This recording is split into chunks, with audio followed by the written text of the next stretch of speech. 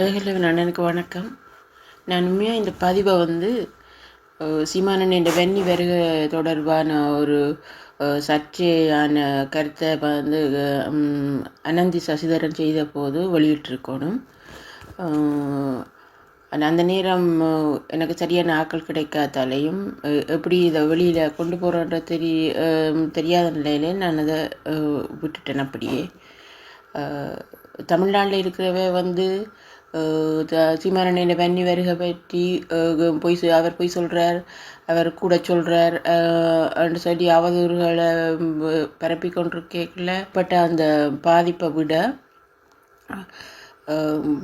போராட்டத்தோட சம்பந்தம் உடையவராக பார்க்கப்பட்ட ஒருவரான அனந்தி அதை சொல்லிக்குள்ள அது ஒரு மிகப்பெரிய தாக்கத்தை கொண்டு வந்துச்சு.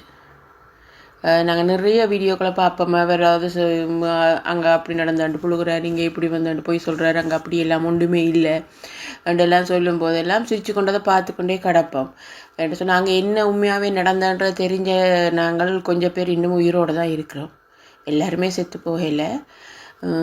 ஆனாலும் அனந்தி அந்த நேர்காணல் செய்த போது அதன் தாக்கம் மிக பெருசாக இருந்தது. அனந்தி ஒரு போராளியின் மனைவி. அவன் குடும்பம் போராட்டத்தோட நெருங்கிய தொடர்பாக இருந்திருந்தாலும் சில இழப்புகளையுமே சந்திச்சிருக்கணும், அதுவும் எங்களுக்கு தெரியும். ஆனாலும் அவள் ஒரு சாதாரண வெளிப்பெண் தான். ஒரு போராளியை திருமணம் செய்ததால் அவள் போராளி ஆகிட முடியாது. போராட்டத்தின் விஷயங்கள் எல்லாம் அவைக்கு தெரியுமென்றதும் இல்லை. அப்படி வெளிப்பெண்களை திருமணம் செய்த போராளிகள் உண்மையிலேயே இயக்கம் சார்ந்த விஷயங்களை வேண்ட மனைவி துணைவியலோடு பகிர்ந்து கொள்ளக்கூடாது என்றது ஒரு எழுதப்படாத சட்டம்தான். அப்படி அது தெரியப்படுத்தி இருந்தாலும் அதை வெளியில் சொல்கிறது அந்த போராளிகள மனைவிகளுக்கு அது அழகில்லை. இந்த வகையில் தான் ஒரு விஷயம் அனந்திக்கு இந்த இடத்துல நாங்கள் சொல்ல விரும்புகிறதுன்னு சொன்னால், உங்களுக்கு ஒரு விஷயம் தெரியலைன்னு சொன்னால் அதை பற்றி பேசாதீங்க. அது இருந்திருக்கலாம், அப்படி இருக்கலாம், நான் கேள்விப்பட்டது இப்படித்தான்ன்ற வாசகங்களை நாங்கள் சொல்லும்போது வெளி பார்வைக்கு எப்படி அனந்தி பார்க்கப்பட்டான்னு சொன்னால், ஒரு இயக்கத்து போராளின்ற ஒரு பொறுப்பாளற்ற மனைவி, அவாவுக்கு தெரியாமல் என்ன நடந்திருக்கும், அப்போ கட்டாயம் அவ சொல்கிறதான் உண்மை என்ற ஒரு முடிவுக்கு மக்கள் வந்துருவினோம். இதில் சீமானன் வெண்ணி வருக பெரும்பாலான போராளிகளுக்கே தெரியாது. அவரோட அவற்றை வருகை சம்பந்தப்பட்ட சில போராளிகளுக்கு மட்டும்தான் அந்த உண்மையாக அவர் எவ்வளோ காலம் நின்றவர், என்ன நடந்ததுன்றது எல்லாமே தெரியும். அதை அந்த விடயத்தை அவருடைய வெண்ணி வருகையோட சம்பந்தப்பட்டவர்ன்ற ரீதியில் தான் நான் இதை கதைக்கிறேன். 2008 ஆரம்ப பகுதியில் தான் சீமானன் வெண்ணிக்கு வந்திருந்தார். உண்மையிலேயே அவர் வெண்ணிக்கு வரும்போது எங்களுக்கெல்லாம் ஒரு வகை குழப்பம் இருந்தது. குழப்பத்துக்கு காரணம் ஏற்கனவே இந்தியாவிலிருந்து நிறைய பேர் அண்ணையை சந்திக்க வந்திருக்கணும். உத்தியபூர்வமான சந்திப்பும் நடந்திருக்குது, தனிப்பட்ட சந்திப்புகளும் அண்ணோட நடந்திருக்குது.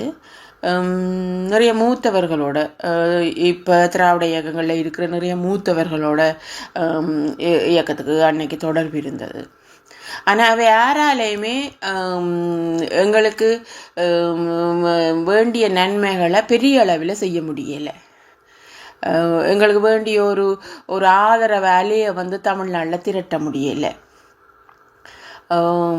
ஒவ்வொருத்தரோடையும் ஒரு நம்பிக்கையோட கதைச்சு, ஓகே இவை இதை செய்ய தருவினோம், அவை அதை செய்ய தருவினோம் நம்பிக்கொண்டிருக்கிற நேரமெல்லாம் அந்த நம்பிக்கையிலெல்லாம் வீணாக போனதான் எங்களுக்கு பலமையிலேயே நடந்து கொண்டிருந்தது.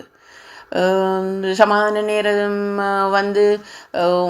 இதை உதாரணத்துக்கு சொல்லலாம். சமாதான நேரம் வெரிதாஸ் வானொலின்ற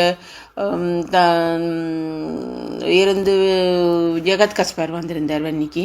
அவர் அண்ணன் சந்திச்சிருந்தார். ஆனால் அது ஒரு உத்தியோகபூர்வமான சந்திப்பு. ஒரு இயக்கத்திൻ്റെ ஒரு உத்தியோகபூர்வமான சந்திப்பு. அவருக்கு ஒரு நேர்காணல் கொடுக்கப்பட்டது. அவர் போகும்போதும் கூட எங்களுக்கு ஒரு நம்பிக்கை இருந்தது. ஓகே, இவர் தமிழ்நாட்டுக்கு இதையெல்லாம் கொண்டு போய் அதன் மூலமாக எங்களுக்கு ஒரு மாற்றம் கிடைக்கும், கருத்தியல் ரீதியாக மக்களை இவரால் திருப்பேலும் என்ற நம்பிக்கையெல்லாம் எங்களுக்கு இருந்தது. ஆனால் அதுவும் நடக்கல. அவர் அப்படியே அமைதியாயிட்டார். அந்த அப்படி ஒரு அவநம்பிக்கை நிலைக்கு நாங்கள் வந்துட்டோம். இந்திய தமிழில் உணர்வாளர் என்று சொல்லப்படுற இந்தியர் தமிழ்நாட்டு தலைவர்கள் அல்லது அறிஞர்கள் அவர்களால் எங்களுக்கு எதுவுமே நடக்காதுன்னு சொல்லி நாங்கள் ஒரு முடிவுக்கு வந்துட்டோம். அந்த நேரத்தில் தான் சீமானனை பென்னிக்கு வரார். அவர் வர போகிறார் எங்களுக்கு தெரியும்.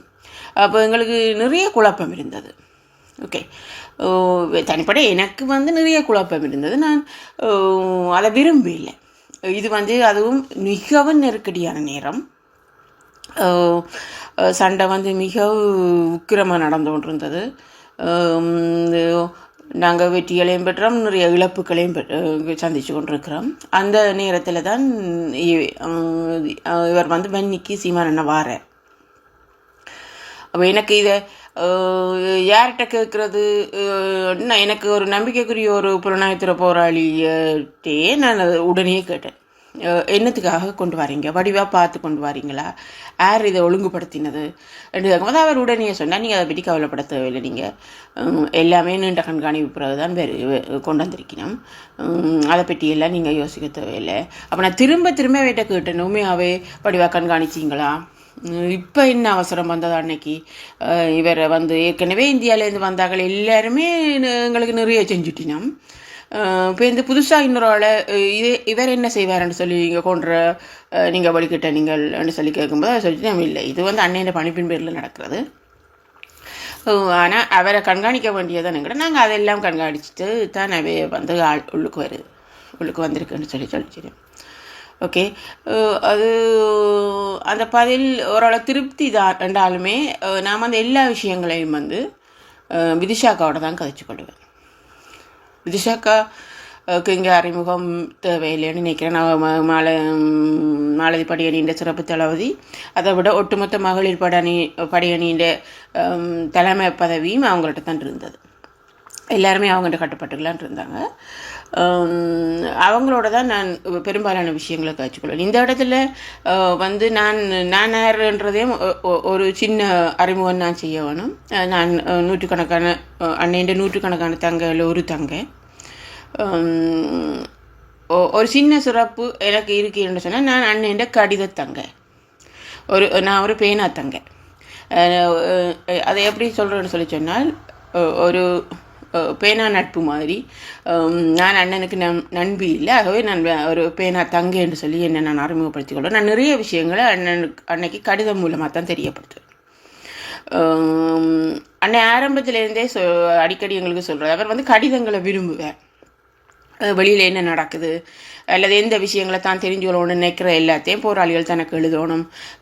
ஆதரவாளர்கள், பொதுமக்களோ சரி, போராளிகள் எல்லாருமே தனக்கு அந்த விஷயங்களை தெரியப்படுத்தணும். அப்படி தெரியப்படுத்துகிறதே அவர் விரும்புவார். அவருக்கு உலக அளவிலேயே அவருக்கு பேனா உறவுகள் நிறைய இருந்தது. அவர் அதை நேரடியாகவே சொல்லியிருக்கிறார்.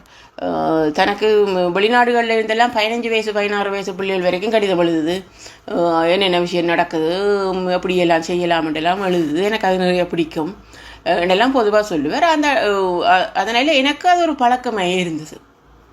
அன்றைக்கி எல்லாத்தையுமே நான் பார்க்குற விஷயங்களை இதில் சில திருத்தங்கள் நடக்கணும், அல்லது இந்த விஷயம் சீர்படுத்தப்படணும், அல்லது இதை இப்படி செய்ய வேணுமென்று நான் நினைக்கிற விஷயங்கள், என்ற கண்ணில் படுற விஷயங்கள் எல்லாத்தையுமே நான் அன்னைக்கு தெரியப்படுத்துவேன். இப்போ போராளிகள் எல்லாருமே கடிதம் எழுதுவினோம். பொதுவாக பெரும்பாலான போராளிகள் கடிதம் எழுதுவினோம். பல கடிதங்கள் தங்களோட தனிப்பட்ட தங்களோட பிரிவுகள அந்த தேவைகள், பற்றாக்குறைகள் அல்லது சில முரண்பாடுகள் பற்றிய கடிதங்கள் கூடி அவருக்கு போகும். இப்போ என்னை பொறுத்த வரைக்கும் நான் வெளியில் என்ன நடக்குது, இயக்கத்தை பாதிக்கிற மாதிரி அல்லது அன்னைக்கு பாதிப்பு ஏற்படுத்துகிற மாதிரி ஏதாவது வெளியில் எனக்கு பட்டுச்சுன்னா நான் அதை உடனே அன்னைக்கு கடிதமாக தெரியப்படுத்திடுவேன். அந்த கடிதத்துக்கு பதில் வருமென்று போராளிகள் அன்னைய போராளிகளோ சரி யாரோ சரி அன்னைய கடிதத்துக்கு பதிலே எதிர்பார்க்க முடியாது. ஏன்னு சொல்லிச்சுன்னா கடிதங்களுக்கு எல்லாம் பதில் எழுதி கொண்டிருந்தால் அவர் அதை மட்டும்தான் செய்ய வேணும். ஒரு தேவை எல்லாருடைய அந்த தேவை வந்து அவருக்கு தெரியப்படுத்துறது மட்டும்தான். அதில் வந்து நான் உறுதியாக இருந்தேன். நான் எழுதுகிற எந்த கடிதத்துக்குமே நான் வந்து அன்னிட்ட பதில் எதிர்பார்க்குறேன். அவர் அதை செய்வார். அதில் இருக்கிற விஷயம் சரி அல்லது இல்லை கட்டாயம் இருக்க கவனிக்கப்பட வேண்டியதான்னு சொன்னால் அவர் அதை கவனித்து கொள்வார், செய்வார். சில விஷயங்களுக்கு சொல்லிவிடுவார், இதை நான் பார்த்துட்டேன், இதை நான் கவனிக்கிறேன், நான் ஒன்றுக்கா சொல்லிவிடுங்கன்னு சொல்லி விதுஷாக்கிட்ட தான் சொல்லிவிடுவார். நாங்கள் பெரிய அளவில் அன்னையை சந்திக்க முடியாது, சந்திக்கிறது இல்லை. எப்போவாலும் சந்திப்பு நடக்கும். அந்த சந்திப்புகள் எப்போவாவது ஒரு தடவை நடக்கும். ஆனால் முழுமையாக என்ன விஷயம் என்றாலும் விதுஷாக்காவோட தான் நாங்கள் தகவல்களை பெற்றுக்கொள்வோம் அண்ணன் சம்மந்தப்பட்டு. அப்படி கடிதங்கள் எழுதுறதால எனக்கு கூட கொஞ்சம் அன்னையோட நான் என்ன செய்கிறேன்ன்றது அன்னைக்கு தெரியும். கொஞ்சம் கூட நெருக்கமான தொடர்பு எனக்கு இருந்ததுன்றதை நான் நீங்கள் சொல்லுவேன். அது அப்போ எல்லா விஷயங்களையும் நான் எழுதும்போது அந்த கடிதங்களை பற்றி அண்ணன் என்ன நினைக்கிறாருன்றதும் எனக்கு தெரியும், அதை விரும்புகிறாருன்றதும் தெரியும். அப்படி கடிதம் எழுதுறதால நாங்கள் விதுஷாக்கா நானும் அடிக்கடி சந்தித்து கொள்ளுவோம். சந்திக்கும் போதே என்ன நடந்தது, இந்த கடிதத்தை பற்றி எப்படி சொன்னவர், அந்த விஷயம் எப்படி நடக்குமான்னு சொல்லி சொன்னவர், இதுக்கு எனக்கு நன்றி சொன்னவர், இந்த விஷயம் நீ எனக்கு தெரியப்படுத்தினதுக்கு நன்றி அவன்றக்கா சொல்லி விடுங்கன்னு சொல்லி சொன்னவர் என்று சொல்லி எல்லாம் விதுஷாக்கா சொல்லுவாள். அதை கேட்டுக்கொள்ளுவோம். இப்படி எல்லா விஷயங்களையுமே விதுஷாக்காட்ட நான் கவனிச்சு கொள்கிறபடியே நான் நேராக விதுஷாக்காட்டையே போய் கேட்டேன். அக்கா என்னக்கா சீமான் இப்படி வந்து நிற்கிறாராம், அன்னையக்கிட்டேயே நிற்கிறார், அண்ணனை சந்திக்கிறாருன்னு சொல்லினோம், பிரச்சனை இல்லையா, நீங்கள் அண்ணையை சந்திச்சிங்களா, அண்ணன் எப்படி இருக்குது அப்படின்னு சொல்லி நான் விதுஷாக்காட்ட என் சந்தேகத்தை கேட்க அவசரித்து போட்டே சொன்னேன், நீ கொஞ்சம் பொறுமையாயிரு, உனக்கு எதில் தெரிய வரும் அங்கே என்ன நடக்குது, ஏன் வந்தவர்ன்றதெல்லாம் உனக்கு தெரிய வரும், நீ வந்து அவசரப்பட்டு கடிதங்கள் ஒன்று எழுதாத, அன்னைக்கு கொஞ்ச நாள் 2-3 நாளில் உனக்கு தெரிய வந்துடும், நான் அதுக்கு பிறகு உன்னோட கதைக்கிறேன்னு சொல்லி விதுஷாக்கா எனக்கு சொல்லி விட்டுருந்தா. சரி ஓகே. அப்போ விதுஷாக்கா டைம் கேட்டாச்சு. அப்போ நான் அது சம்மந்தப்பட்டு எனக்கு என்ன நிறைய சந்தேகங்கள் இருந்தது. ஆனால் நான் எதையுமே அன்னைக்கு எழுதியில்லை, கடிதங்கள் எதுவும் எழுதியில்லை. அதுக்கப்புறம் எங்களுக்கு நடேசன் ஒரு அறிவித்தல் அனுப்பியிருந்தார், எல்லாருக்குமே ஒரு சந்திப்பு நடக்க போகுதுன்னு சொல்லி அந்த சந்திப்புக்கு எல்லோரும் பெறணும்னு சொல்லி ஒரு அறிவித்தல் தந்திருந்தேன்.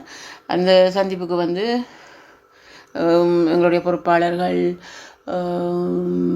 பரப்புற பேச்சாளர்கள் சொல்லி நிறைய பேருக்கு அந்த அழைப்பு வந்திருந்தது. அது கிளிநொச்சியில் தான் அது ஒழுங்குபடுத்தப்பட்டிருந்தது. அப்போ அந்த சந்திப்புக்கு போகும்போது எங்களுக்கு உண்மையிலே அங்கே போகும்போது வந்து என்ன சந்திப்புன்றது தெரியாது, எல்லாருக்குமான கட்டாய சந்திப்புன்னு சொல்லி மட்டும் போட்டிருந்தது. அங்கே போகும்போது அங்கே கதைக்கிறதுக்கு வந்தது சீமான். அப்போ தான் நாங்கள் அவரை முதலாக நான் அவரை பார்க்குறேன். நாங்கள் அன்னளவாக நான் நினைக்கிறேன் 80க்கு மேற்பட்ட பொறுப்பாளர் அதில் நாங்கள் அந்த மீட்டிங்கில் கலந்து கொண்ட நாங்கள் படையணி பக்கங்களில் இருந்தும் சில பொறுப்பாளர்கள் வந்திருந்தவ, வழி நிர்வாகங்களில் இருந்து எல்லாருமே முடிஞ்ச வரை எல்லா பொறுப்பாளர்களுமே அதில் கலந்து கொண்டுச்சினோம். அதில் வந்து தான் முதலாக அவர் எங்களுக்கு ஒரு உரை நிகழ்த்தினவர். அந்த உரை வந்து கிட்டத்தட்ட 1.25 மணி நேரம் அந்த பேச்சு இருந்தது. அதில் பெரும்பான்மையான விஷயங்கள் வந்து அன்றைய மனசுக்கு இருந்த கவலைகள், போராட்டம் பற்றி அவருக்கு இருந்த கவலைகள், சந்திக்கிற நெருக்கடிகள் என்ற விஷயங்கள் தான் சீமான் நிறைய திரும்ப அந்த அந்த அவர்கிட்ட பேச்சில் வந்து அதுதான் நிறைய வந்து கொண்டிருக்கு. எங்களுக்குள்ள மற்றவர்களை பற்றி எங்களுக்கு தெரியலை. பெண் போராளிகளை பொறுத்த வரைக்கும் அதுக்குள்ளே இருந்த எல்லாருமே ஆளையாளை பார்த்துட்டு இவ்வளோ விஷயம் அண்ணன் கதைச்சிருக்கிறார் இவரோட, அந்தளவுக்கு எப்படி இவரால் இவர் எப்படி நெருக்கமானார்ன்ற கேள்வி எங்கள் எல்லாருக்குள்ளேயுமே இருந்தது. பொதுவிலே அவர் போராளி என்ற விஷயங்கள் வெளியில் கதைக்கவே மாட்டார், சம்மந்தப்பட்டவர்களோட கூப்பிட்டு கதைப்பார். ஏதாவது சில விஷயங்களை கோவப்பட்டால் கூட அது ஒரு எல்லையோடு நின்று கொள்வேன் அண்ணன். ஆனால் நிறைய விஷயங்களை, போராளிகள் சம்மந்தப்பட்ட விஷயங்களை, போராளிகள் திருத்த வேண்டிய சில விஷயங்களை, போராளிகள் செய்ய வேண்டிய சில விஷயங்கள்னு சொல்லி நிறைய விஷயங்களை வந்து அண்ணன் கதைச்சிருக்கு. அவ்வளோத்தையும் சீமானங்களுக்கு சொல்லிக்கொண்டே இருக்கிறார். தமிழ்நாட்டை பற்றியும் சொல்கிறார். தாங்கள் என்ன செய்கிறேன், தமிழ்நாட்டில் யார் யார் என்ன செய்யணுன்றதை பற்றி எல்லாமே சொல்லி கொண்டு இருக்கிறார். ஆனால் அதிகம் கிட்டத்தட்ட 40 நிமிஷத்துக்கு மேலே அண்ணன் தன்னோட பகிர்ந்து கொண்ட விஷயங்களையும் எங்களோட அவர் பகிர்ந்து கொள்கிறார். அப்போ எங்களுக்கு இது என்ன ஒரு வகை ஆச்சரியம், ஒரு வகை குழப்பம், ஒரு வகை பொறாமை. எதுக்கு அண்ணன் இவ்வளோ விஷயத்தை இவர்கிட்ட பகிர்ந்து கொண்டாருன்னு சொல்லி ஓகே, அந்த சந்திப்பு நடந்து முடிஞ்சு கையோடையே எனக்கு விதிஷா காட்டேருந்து அழைப்பு வந்துச்சு. அப்போ நான் அப்படியே அந்த சந்திப்பு முடித்து நேராக விதிஷா காட்டியே போயிட்டேன். போகவே சிரிச்சுக்கொண்டு கேட்டால் என்ன எல்லாம் தெளிவாயிட்டான்னு சொல்லி கேட்டேன். எனக்கு நம்ப முடியலையக்கா, என்னால் நம்ப முடியலை, அண்ணன் இவ்வளோ விஷயத்தையா சொல்லி இருக்குது, அப்படி என்ன நம்பிக்கைக்கா? இது நான் அப்படியே கேட்ட கேள்விகள். அப்படி என்ன நம்பிக்கை, ஏன் இவ்வளோ விஷயத்தை அண்ணன் கதைச்சிருக்குது அவரோட? அண்ணன் தனக்கு இருந்த கவலையில் விஷயங்களை பெருசாக ஒருத்தர்கிட்ட சொல்லாதே, ஆனால் இப்போ இவர்கிட்ட இவ்வளோ விஷயத்த சொல்லி இருக்குது. நான் திரும்ப என்னால் நம்ப முடியாமல் இருக்குது, என்னால் நம்ப முடியாமல் இருக்கேன்டே சொல்லி கொண்டு வந்து நான் சிரிச்சு போட்டு சொன்னேன். உன்னாலே நம்ப முடியாது, என்னாலே நம்ப முடியாது, ஒருத்தராலையும் நம்ப முடியாமல் இருக்கு. ஆனால் அவருக்கு அவ்வளோத்துக்கு பிடிச்சிருக்கு அவரை. எதை கழிச்சாலும் அதை சீமானில் கொண்டு வந்தானே அவர் முடிக்கிறார். இப்போ நான் உன்னை கூப்பிட்டதுக்கு முக்கியமான காரணம், அண்ணன் வந்து எங்கட போராளிகள் எல்லாரையும், பெண் போராளிகள் எல்லாரையும் எடுத்து சீமான ஒரு சந்திப்பு செய்ய சொல்லிட்டார். சீமானை வச்சு ஒரு சந்திப்பு செய்ய சொல்லிட்டார். நீ உனக்கு அவர் இருக்கிற இடம் தெரியுமான்னு கேட்டால், நான் இன்னும் எனக்கு தெரியுமா எங்கே தங்கி இருக்கிறவன்ற விவரம் எனக்கு தெரியும். ஓகே, மாலதிப்படி நீ சேர்ந்த இன்னொரு போராளி அவையும் கூட்டிக் கொண்டு நீ ஒருக்கா போய் அப்படி எங்களுக்கு ஒரு நேரம் கேட்டுட்டு வா, இப்படி அண்ணன் சொன்னவர்னு சொல்லி அண்ணன் சொன்னவர் ஒரு மத்தியான சாப்பாட்டோடு ஒழுங்குபடுத்த சொன்னவர். எங்களை எடுக்கக்கூடிய பொறுப்பாளர்கள் போராளிகள் எல்லாரையும் நாங்கள் எடுப்போம். சண்டே அணிகளில் இருந்தும் நாங்கள் சில பொறுப்பாளர்களை எடுக்க போகிறோம். 75 பேர் வரையில் நாங்கள் ஒழுங்குபடுத்துவோம். ஒருக்கா அவர் எங்களோட வந்து கதைக்கணும், அது மத்தியான நேரமாக இருக்கணும், போய் கேட்டுட்டு வா அப்படின்னு சொல்லி கேட்டாங்க. அப்போ சரி, அன்னையோண்ட சொல்லுதுன்னு சொல்லி சொன்னால் காரணம் இல்லாமல் சொல்லாது. சரி, நான் அப்போ போய் சந்திச்சுட்டு வரோம்னு சொல்லிட்டு நானும் அந்த போராளியும் 2 பேருமா அவர் இருந்த இடத்துக்கு தான் நாங்கள் போகிறோம். அவர் தமிழில் வைப்பதுக்கு அருகாமையிலான அவர் தங்கியிருந்தவர். அந்த இடத்துக்கு நாங்கள் அங்கே போகிறோம். அங்கே 2 பேரும் போய் இப்படி மாலதி பட்டினிலேருந்து சந்திக்க வந்துருக்கிறோம், விதிஷாக்கா அனுப்பியிருக்கிறான்னு சொன்னோடனே கொஞ்சம் நேரத்துலேயே வந்துட்டார்.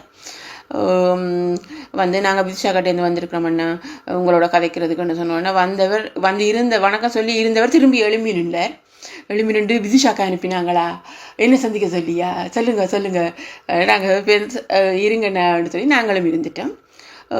இப்படி எங்களுக்கு ஒரு சந்திப்புக்கு நேரம் பண்ணுவேன்னா நாங்கள் வந்து மத்தியான சாப்பாட்டோடு எங்களுக்கு ஒரு நேரம் தாங்கோ. நாங்கள் எங்களோட பயிற்சி ஆசிரியர்கள் பொறுப்பாளர்கள் எடுக்கக்கூடிய பொறுப்பாளர்கள் 75 பேர் வரை நாங்கள் எடுப்போம்.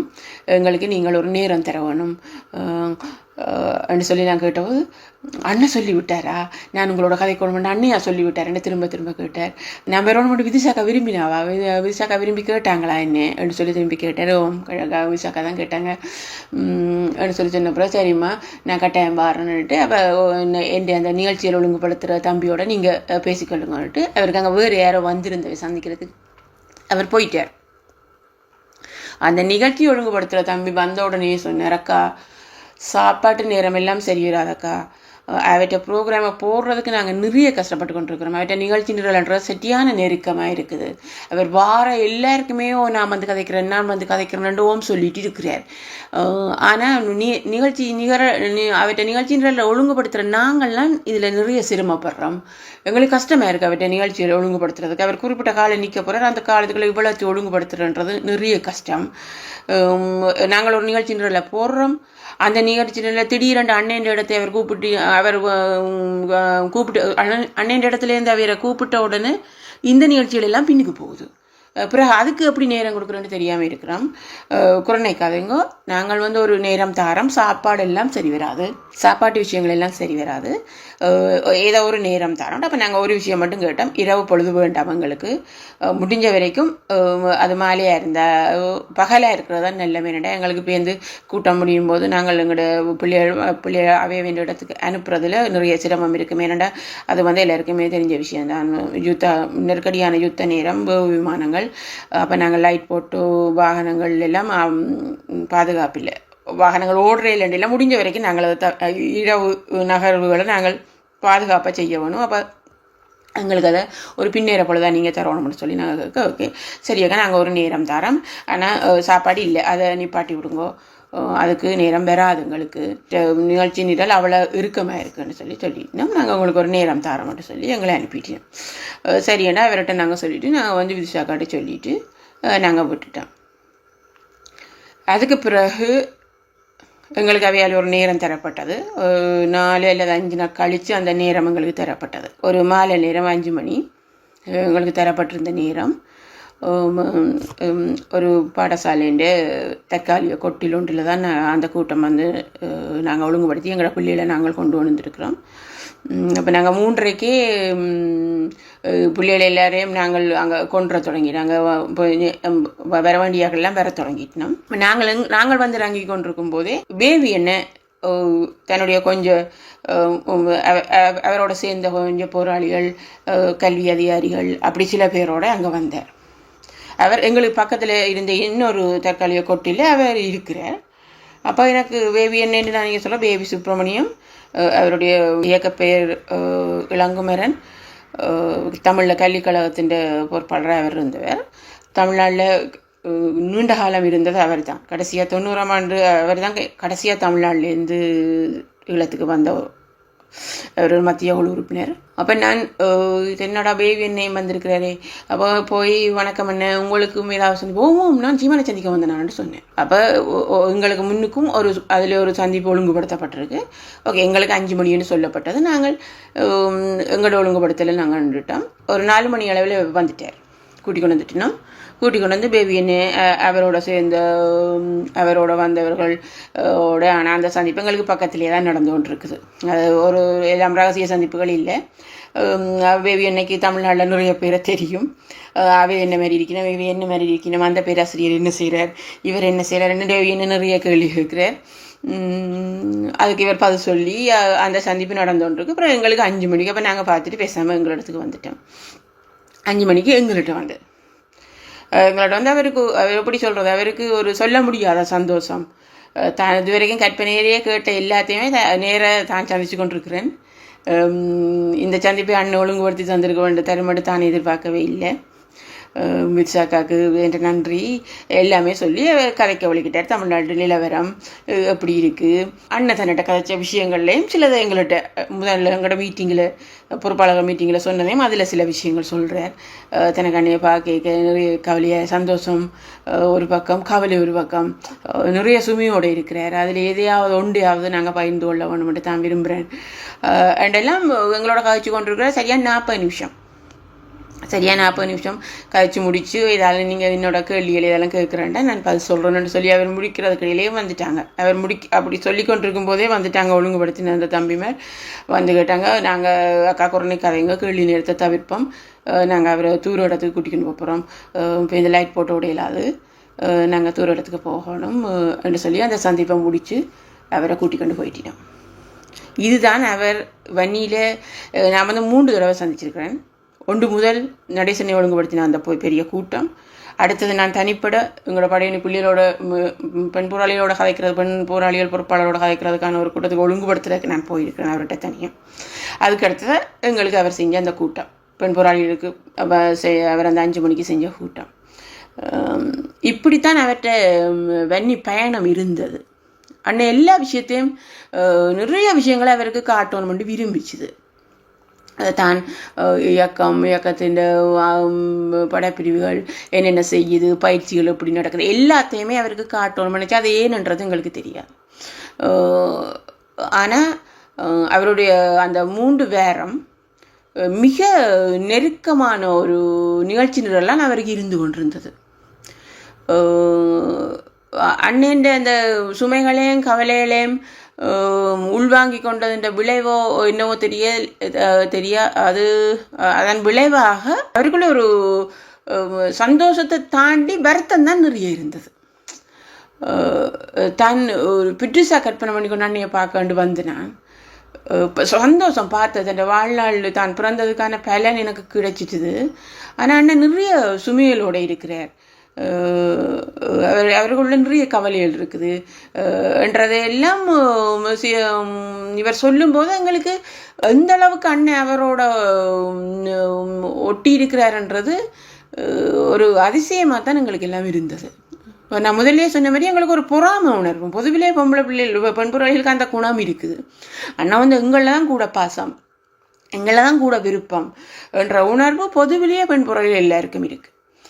அன்பொருளில் விடவும் அவர் எங்களில் தான் அக்கறையாக அன்பாக ஒரு மேலதிக பற்றோடு இருப்பார்ன்ற ஒரு உணர்வு இருந்தாலும் எங்களுக்கு அந்த அந்த அந்த உணர்வு பெருசாக இருந்தது. அப்போ நான் வித்ஷாக்கிட்ட நான் மற்ற போராளிகள் என்ன கதைச்சவைன்றது எனக்கு தெரியாது. நான் வித்ஷாக்கிட்ட கேட்கும்போது அக்கா என்ன பொறாமையாக இருக்குக்கா, அண்ணன் இப்படி எல்லாம் விஷயம் இதண்டு எல்லாம் வெளிப்படுத்தி கதைச்சிருக்குது. நான் இங்கே இன்னொரு விஷயத்த சொல்லணும்னு சொன்னால், நான் அடிக்கடி இப்போ நாங்கள் அண்ணன் அடிக்கடி சந்திக்கிறது இல்லை. விதிஷாக்கா தான் எங்களுக்கு அண்ணன் தொடர்பான செய்திகளை சாதாரணமாக சொல்லுவாள். அப்போ நாங்கள் அண்ணிட்டு அக்காட்ட நான் அடிக்கடி கேட்டுக்கொள்வேன், எனக்கு அண்ணன் எப்படி இருக்குது, சந்தோஷமாக இருக்கிறாரா, யோசிச்சு கொண்டிருக்கிறாரான்ட்டு அடிக்கடி நான் அவள் கேட்பேன். ஓகே இப்படி சரி சரியா அப்படி இருக்கிறார், நல்லா இருக்கிறார் அப்படின்னு சொல்லி அடிக்கடி சொல்லுவேன். அடிக்கடி ஒரு விஷயம் அண்ணன் வந்து சந்தோஷமாக இருந்தாருன்னு சொல்லி சொன்னால் இந்த என்னென்னு சொல்கிறது, அந்த சாப்பாடுலாம் கவனம் இல்லாமல் இருப்பார். முன்னுக்கு இருக்கிறார்களா சாப்பிட சொல்லி கொண்டிருப்பார். அதை சாப்பிடுங்க, இது எடுத்து சாப்பிடுங்க, கொஞ்சம் இது நல்லா இருந்துக்கும், இது நல்லா இருக்கும்னு சொல்லுவார். ஆனால் அவர் கவலையாக நிறைய யோசிக்கிறார் என்று சொல்லி தெரிஞ்சால் என்ன செய்வார்ன்னு சொன்னால் எல்லாரோடையும் இருப்பார். ஆனால் அந்த அமைதியாக சாப்பிட்டு கொண்டே இருப்பார். கொஞ்சம் இனிப்பு கொஞ்சம் கூட சாப்பிடுவார். அப்படி ஒரு இயல்பு அண்ணன்ட்டே இருந்தது. அப்போ நான் அக்காட்ட அடிக்கடி கேட்கும்போது கேட்பேன், அண்ணன் உங்களை சாப்பிட சொன்னவரா தான் யோசிச்சு கொண்டே சாப்பிட்டு கொண்டு இருந்தவரான்ட்டு கேட்பேன். அவர் சிரிச்சு கொண்டே பதில் சொல்லுவாள். அதுக்கு அப்போ நான் இதில் நான் அதை முதல் குறிப்பிட மறந்துட்டேன். இப்படி விஷயமாக வந்திருக்கிறார், அது என்ன அப்படி கிட்ட விட்டது, ஏன் அவரை அன்னை கிட்ட இவ்வளோத்துக்கு நெருக்கமாக இருக்கிறாருன்னு கேட்கும்போது அப்போ அக்கா உடனே சொன்னேன், நீ கணக்க குழம்பாத, நீ அடிக்கடி கேட்ப இல்லை அண்ணன் யோசிச்சு கொண்டே சாப்பிடுதா அல்லது மெட்டவே சாப்பிட சொல்லி சொல்லுதா, அண்ணன் கூட இனிப்பி சாப்பிடுதான்னு சொல்லி அடிக்கடி கேட்பா இல்லை. அண்ணன் இப்போ எல்லாரையும் சாப்பிட பண்ணி கொண்டிருக்குது. அப்போ நீ விளங்கிக்கொள்ளு, நீ தான் இந்த கேள்வி கேட்குற, நீ அண்ணன் எப்படி சாப்பிட்ற, அண்ணன் சாப்பிட கவனிச்சினீங்களா அப்படின்னு சொல்லி கேட்குற, நீ இப்போ அண்ணன் தான் சாப்பிடல முன்னால் இருக்கிறாக்கெல்லாம் சாப்பிட பண்ணி கொண்டு இருக்குது அப்படின்னு சொல்லி அக்கா சொல்லுவா. அண்ட் அவர்கிட்ட இயல்பு அப்படி இருந்தது, அவர்கிட்ட அப்படி ஒரு இயல்பு இருந்தது. இது அவரோட நெருக்கமான சிலருக்கு வடிவாக அது தெரியும். அது பத்மலோஜினி ஆண்டி, டாக்டர் பத்மலோஜினி ஆண்டி அதை அடிக்கடி குறிப்பிடுவாள். அதை வச்சே நாங்கள் அண்ணன் மனநிலையை கண்டுபிடிச்சிடலாம் அப்படின்னு சொல்லி அவர்கிட்ட அந்த இயல்பு இருந்தது. அப்போ அதையெல்லாம் முதலே எனக்கு அதை விதிச்சாக்கா எனக்கு தெரியப்படுத்தியிருந்தேன். இப்படித்தான் சீமானண்ணனை சந்திப்பு அங்கே இருந்தது. அவர் வந்தது ஒரு இயக்குனராக வந்திருக்கலாம், அல்லது ஒரு தம்பியாக வெண்ணிக்குள்ளே வந்திருக்கலாம். சில வேலைகளுக்காக அவர் கூப்பிடப்பட்டார். தமிழ்நாட்டில் எங்களுக்கான ஒரு ஆதரவு அலியை உருவாக்குறதுக்கு இளமையாக இளம் துடிப்பாக செய்யக்கூடிய வலுவுள்ள ஒரு ஆளை தேடிக்க அதுக்கு அவர் கிடைச்சி அவர் வந்திருக்கிறார். ஆனால் அவர் அங்கே அங்கேருந்து வெளிக்கிடும்போது அவர் அண்ணன் ஒரு பிள்ளையாக தான் அங்கேருந்து வெளிக்கிட்டார். அது என்னால் 100% உறுதியாக சொல்ல முடியும். ஏன்னு சொல்லி சொன்னால் அந்த இங்கே தமிழ்ச்செல்வன் என்ற இழப்பு, தமிழ்ச்செல்வன் என்ற இழப்பு என்றது வந்து அன்னைக்கு அது யாராலேயும் மாறுதல் படுத்த முடியாத ஒரு இழப்பு. எல்லா போராளின்ற இழப்புமே அன்னைக்கு பெரிய இழப்பு தான்.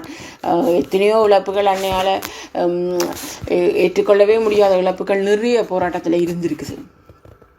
அந்த இழப்புகள் எல்லாம் தாண்டி என்ன வந்துட்டாருன்னு நாங்கள் நினச்சி கொண்டாலும், ஆனால் அது அவருக்குள்ளே ஒரு ஆறாத காயமாக நிறைய இழப்புகள் அவருக்கு இருந்திருக்குது.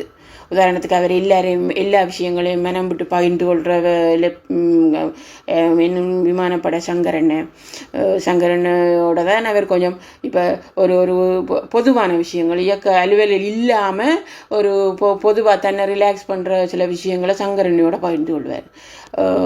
மிச்சபடி எந்த பொறுப்பாளர்களும் எல்லாரும் தங்களோட வேலைகளோட போவினா தங்களோட வேலை விஷயங்கள் கதைப்பினும் பிரிவுகள் பற்றாக்குறைகள் தேவைகள் சண்டை எல்லாரும் அதுகளை விஷயங்களை பற்றி கதைப்பின மொழி அவரோட சாதாரணமாக இருந்து ஒரு படித்த புத்தகங்களை பற்றி கதைச்சோ ஒரு நல்ல திரைப்படத்தை பற்றி ஒரு பொழுதுபோக்கு விஷயங்களை பரிமாறுறதுன்றது பொதுவிலேயே எல்லாரும் வந்து அதை செய்ய மாட்டினேன். அது வந்து சங்கரனை அப்படி ஒரு துணையாக பொது விஷயங்களை கதைக்கிறவர்களாக இருந்தவர். சங்கரனை விரிச்சா உடஞ்ச பிறகு அந்த இதுவும் வந்து அன்னைக்கு இல்லாமல் போயிட்டுது.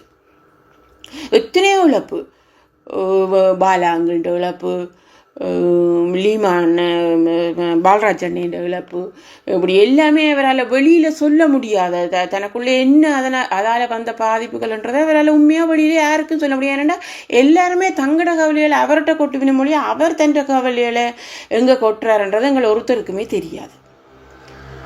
நான் இதில் கதைச்சு கொண்டு போகிற அண்ணன் இன்னொரு பக்கம் தான் எனக்கு தெரிஞ்ச அண்ணன் பக்கம். நான் உண்மையாகவே எனக்கு அரசியல் நகர்வுகள், படையணி என்ற நகர்வுகள் எல்லாம் நான் இதில் பேச வரையில்லை. எனக்கு அதெல்லாம் தெரியாது. எனக்கும் அன்னைக்குமான உறவு, எனக்கும் விதுஷாக்காக்குமான உறவு, எனக்கும் தமிழ்ச்செல்வனைக்குமான உறவு மட்டும்தான் நான் இதில் பேசிக்கொண்டிருக்கிறேன். அண்ணன் இன்னொரு பக்கத்தை எல்லாரும் விளங்கி கொள்ளணும். சீமானண்ணேன்ற வருகைக்கும் அண்ணன் அந்த பக்கத்துக்கும் ஒரு சம்பந்தம் இருக்குது. அப்போ இப்படியான அந்த இழப்புகளில் இருந்தெல்லாம் அவர் எப்படி மீண்டாரங்களுக்கு தெரியாத நிலைமையெல்லாம் எங்களுக்கு தமிழ்ச்செல்வன் என்ற இழப்பு நடக்குது. உண்மையாக தமிழ்ச்செல்வன் என்ற இழப்புன்றதை அண்ணன் எப்படி தாங்கி கொண்டு சொன்னது எங்களுக்கு தெரியாது. நிறைய பாதிக்கப்பட்டிருந்தார். தமிழ்ச்செல்வன் என்ற இறப்புக்கு பிறகுதான் நான் விசாக்கிட்ட கூட கேள்வி கேட்பேனாக்கா, அண்ணன் எப்படி இருக்குது யோசிச்சு கொண்டே இருக்குதா, சாப்பிட்றாரா, எப்படி இருக்கிறாருன்றதை நான் திரும்ப கேட்டுக்கிறேன். அக்கா சலிக்காமல் போக சொல்ல இப்படித்தான் இருக்கிறார் அவருக்கு சரியான கவலை தெரியும் தானே தமிழ்ச்செல்வனின் விஷயங்கள். என்னோட அவர் நிறைய விஷயங்களை தமிழ்ச்செல்வனோட தான் பகிர்ந்து. எவ்வளோதான் மற்ற போராளிகள் பொறுப்பாளர்களில் கோபம் தண்டை பிரச்சனைகளை சொல்லி பேசினாலும் தமிழ்ச்செல்வனோட அவருக்கு கூட நெருக்கம் தான். தன்னை கைக்கு இருந்த தன்னை பிள்ளை தன்னிட்ட இருக்கிற எல்லாத்தையும் அப்படியே தமிழ்ச்செல்வனில் கொட்டுற ஒரு இயல்பு வந்து அன்னைக்கு இருந்தது. அவர் தமிழ்ச்செல்வனை வந்து அன்னைக்கு ஒரு தாங்கு தூணாவே இருந்தாருன்றது வந்து மிகையான சொல் இல்லை. அவரோட கோபமாக இருக்கட்டும், எதுவாக இருந்தாலும் தமிழ்ச்செல்வனை வந்து அதை தாங்கிக்கொள்ளும். அப்படி இல்லாமையில அந்த இழப்புகளால் எப்படி வருவாருன்றதை நாங்கள் யோசிச்சோன்று இருக்கேக்குள்ள தான் சீமான் நாங்கள் பாடுறார். அந்த ஒரு தமிழ்ச்செல்வனை தனக்கு திரும்ப கிடைச்சதா அவர் நினைச்சாரா? தனக்கு ஒரு பெருமதியான ஒரு ஆள், இளம் ரத்தமாக தான் நினைக்கிற எல்லாத்தையும் செய்யக்கூடிய ஒரு ஆள் கிடைச்சிது, தனக்கு ஒரு பிள்ளை திரும்ப கிடைச்சிட்டுது என்று சொல்லி நினைச்சு தான் அவர் சீமானனையை ஒரு தன் பிள்ளை மாதிரியே பார்த்து கொண்டார். சீமானனை வச்சு தான் எல்லாமே செய்வேன், தான் நிற்கிற எல்லாத்தையும் இது நாள் வரைக்கும் தன்னால் செய்ய முடியாத விஷயங்களை தமிழ்நாட்டு மக்களோட ஆதரவு திரட்டுறதுலேருந்து எல்லாத்தையுமே தான் சீமானை வச்சு செய்வேன் சொல்லி அண்ணன் நம்பிச்சுது. அதைத்தான் நான் இங்கே சொல்ல வந்தது. அவருடைய மன்னி வருகையை பற்றி இனி தயவு செய்து யாருமே சந்தேகம் எழுப்பாதீங்க. இதில் நான் இன்னொரு விஷயத்தையும் சொல்ல வேணும்.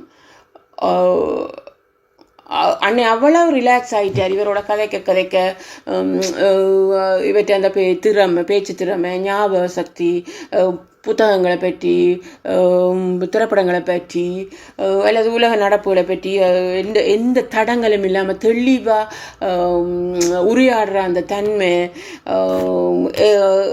எல்லாமே சேர்ந்து நிறைய மன அழுத்தத்துக்குள்ளே இருந்த அவருக்கு நிறைய இழப்புகளால், முக்கியமாக கடைசியாக நடந்த தமிழ்ச்செல்வன் இழப்பு, இப்படி இன்னும் எத்தனையோ இழப்புகள் அதுக்களால் எல்லாம் ஒரு வகை இறுக்கத்துக்குள்ளே இருந்த அவருக்கு இவரோட கதைக்க அண்ணன் கொஞ்சம் ஒரு ரிலாக்ஸ் ஆகி, இதில் ஆங்கில சொல்லி எனக்கு அதுதான் வருது கொண்டு இருக்கிறாருன்ற உடனே நான் விசாக்கட்டை நான் உடனே எங்கட பெண் போராளின்ற அந்த மீட்டிங் முடிஞ்ச உடனே நான் விசாக்கட்டேன், அக்கா நான் சொல்லுவேன், நீங்கள் அண்ணிட்ட கேட்குறீங்களான்னு.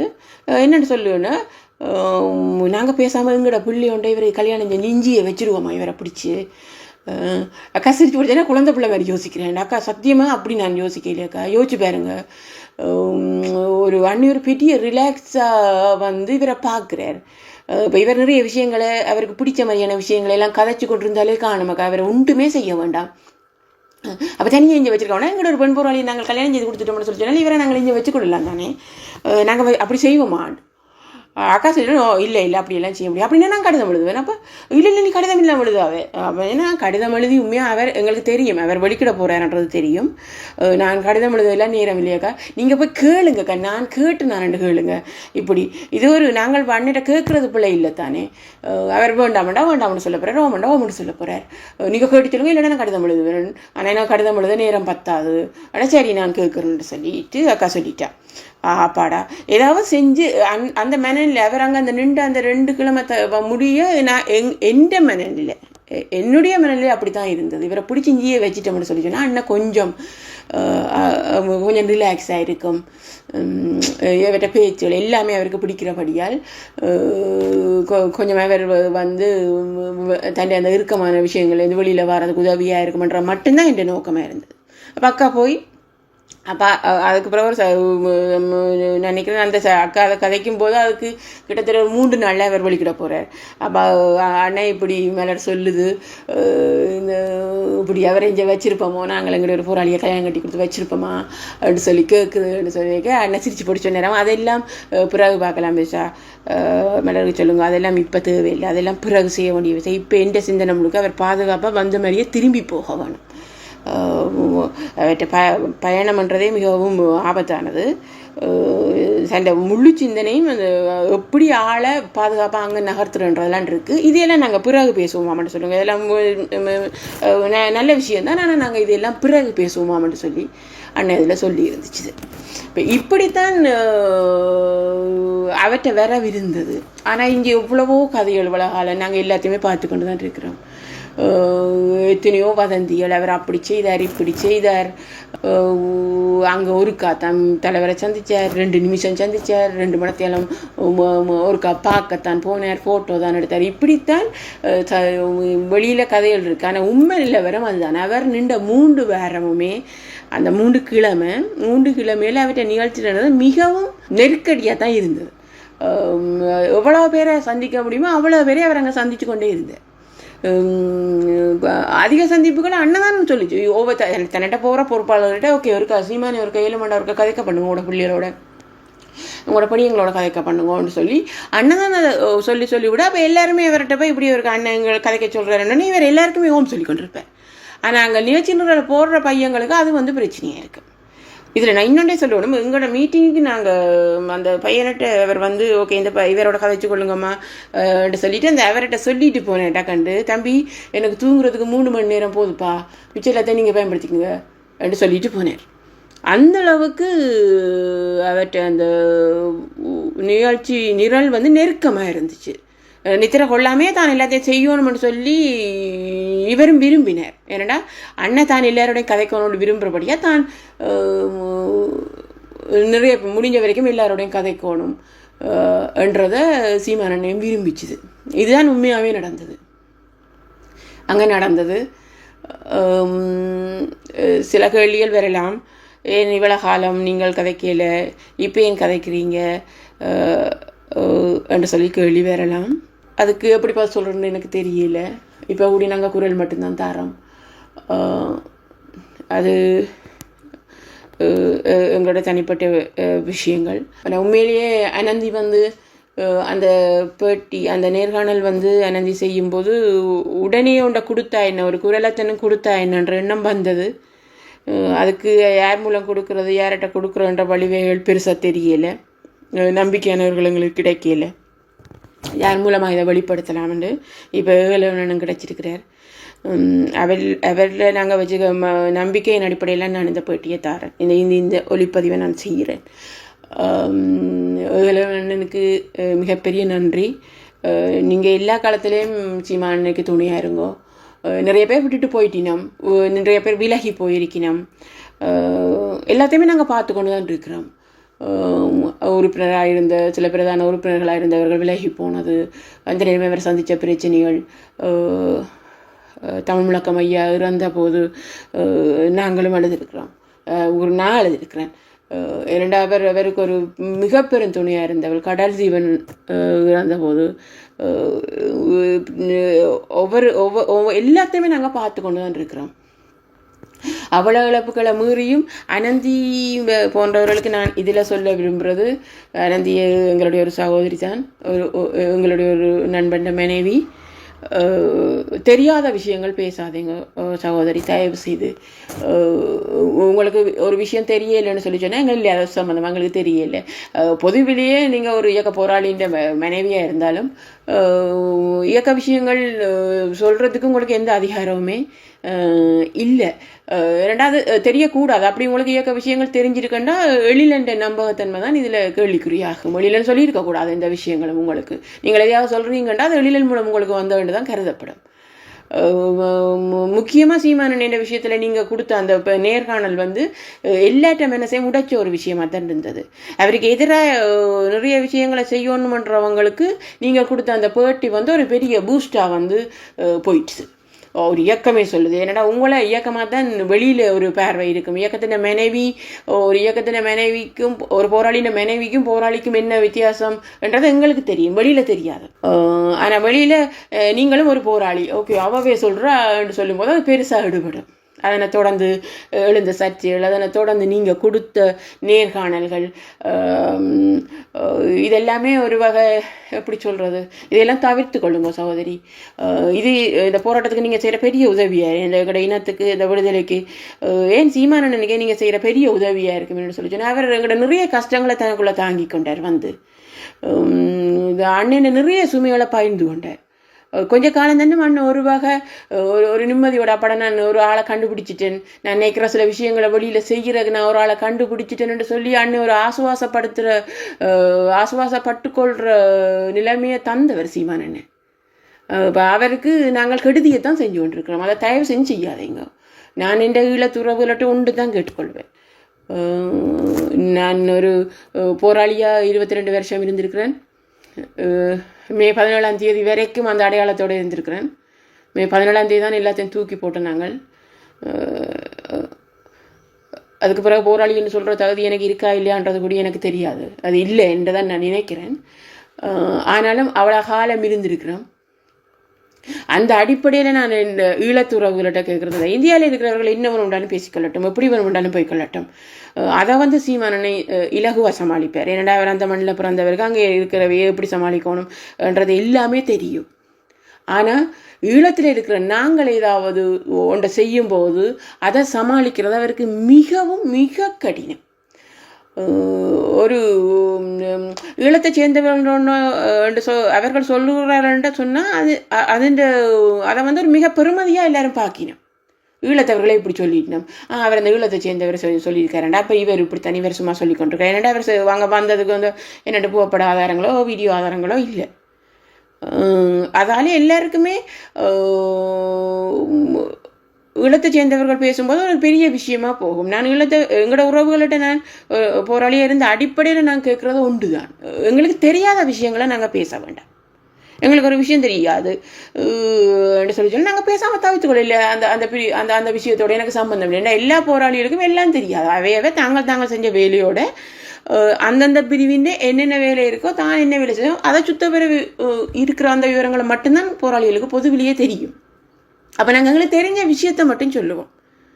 என்னை பொறுத்தவரைக்கும் நான் இதில் சொல்கிற வர்றது, எனக்கு சீமானோடான அந்த அவர் நின்ற அந்த 3 கிழமையும் எனக்கு ஒரு நெருக்கமான தொடர்பு இருந்ததால் நான் இதை கதைக்க வந்தேன். இதுக்கு மிஞ்சியும் வாய் மூடிக்கொண்டு இருந்தால் அதுவே எனக்குள்ள ஒரு குற்ற உணர்ச்சியாக இருந்தது. சும்மா இருந்த ஒரு மனுஷனை அங்கே கூப்பிட்டு எங்கள்கிட்ட இருந்த எல்லா சுமையும் அந்த மனுஷனை தலையில் ஏற்றி அனுப்பி விட்டுட்டு அதை செய்தது பத்தாதுன்னு சொல்லி திருப்பி நாங்களே என்ன அடிச்சு கொண்டிருக்கிறோம். அவர் போய் சொல்கிறார், அது செய்கிறார், அது இதை செய்யலை, இப்படி தந்துருக்கோம். அண்ணன் வளமையில் அண்ணன் வளமையான ஒரு பாணியை வச்சு கொண்டு யாருமே முடிவு தயவு செய்து எடுக்காதீங்க சீமானன் வருக விஷயத்தில்.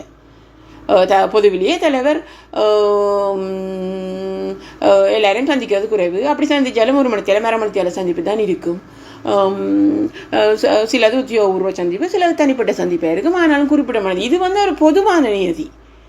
ஆனால் அந்த நியதியெல்லாம் உடைச்சு ஒரு பிள்ளையாகவே சீமானன் அன்னைகிட்ட இருந்துச்சு.